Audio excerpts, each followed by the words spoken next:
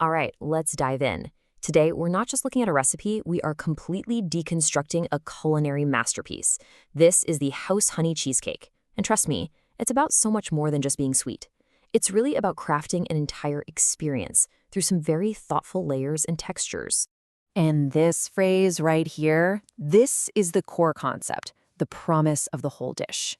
Every single element we're about to break down is built around this one central idea, celebrating honey in three totally distinct, contrasting, but harmonious ways. So, how do we pull that off? Well, it all comes down to these three core components. We've got the crust, the cheesecake filling itself, and then this really dramatic sauce.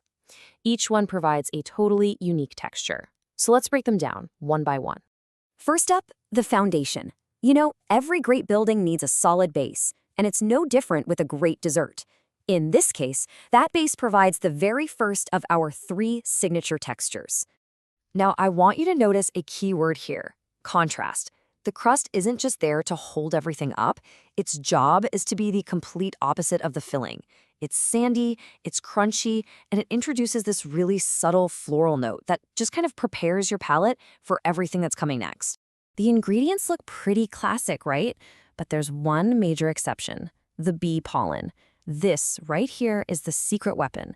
It completely transforms a standard graham cracker crust into something so much more refined and unique. It gives it that signature floral depth that just perfectly complements the honey. The process itself looks deceptively simple. You just mix, press, and bake. But that last step is absolutely crucial. Cooling it completely ensures the crust sets up perfectly, giving you that satisfying snap and crunch you're looking for. It has to be firm and cool to stand up against the soft, silky filling we're about to put on top. Okay, so we've established that crunch. Now let's move on to the heart of our dessert. We need a counterbalance, right? And that brings us to our second texture, which is, without a doubt, the star of the show. Seriously, forget everything you know about those heavy, dense, New York-style cheesecakes. This is its modern, kind of ethereal cousin. The goal here is a cloud-like texture, something that feels just incredibly luxurious and light. And the magic isn't just in what you put in it, but in how you put it together.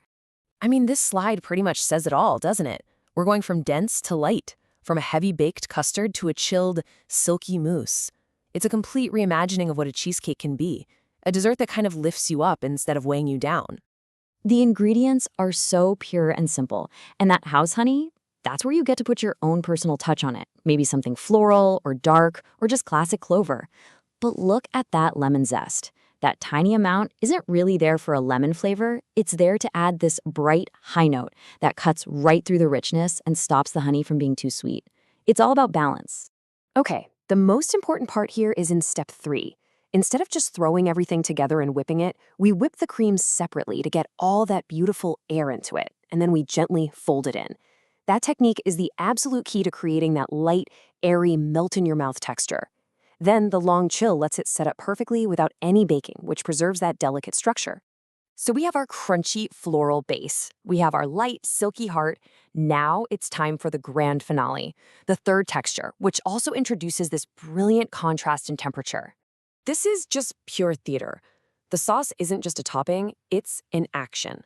I mean, just imagine it. A glossy, warm, intense honey flavor slowly draping itself over that cool, delicate cheesecake. It's a contrast of temperature, texture, and flavor intensity all happening in one beautiful moment. And what's crazy is how simple it is. With just 3 ingredients, there's absolutely nowhere to hide. This sauce is all about concentrating that pure honey flavor. The sugar and water are really just there to help create that perfect, glossy consistency. And again, the technique is key. You're simmering it just long enough to get that beautiful gloss, but not so long that it gets too thick. And that last instruction is vital. It should drizzle, not pour. You want that slow, luxurious cascade, not a flood. It's all about control and creating that perfect visual. We've deconstructed the crunch, the silk, and the cascade. So now let's bring it all together in the final act, the assembly. This is where the recipe truly becomes a signature dish. Each one of these steps is deliberate. Unmolding it reveals that perfect shape. Spooning that warm sauce over the cold cheesecake creates that immediate, beautiful contrast. And then the final touches just take it to a whole other level. And this is how you make it unforgettable.